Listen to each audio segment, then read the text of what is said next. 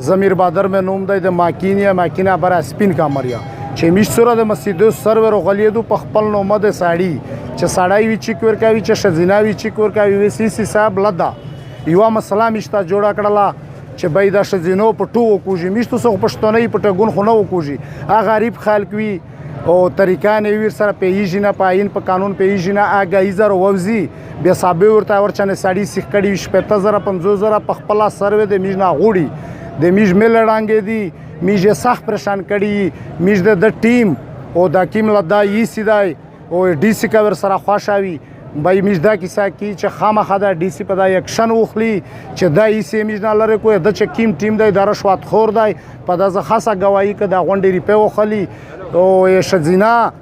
پردا متاول خدا خو ډیره لوی خبره دوی مشته سو پښتنه خو نور کیسه دو چې په پردا باندې سړی شزینا پردا موتیږي په دا مشته سراویجنی خو وس میج مجبوری طریقام نشته دی غټ پریشانی خامخا د می سره دا کړي وینن ځا سامي سره دا سر جوتای نه کوي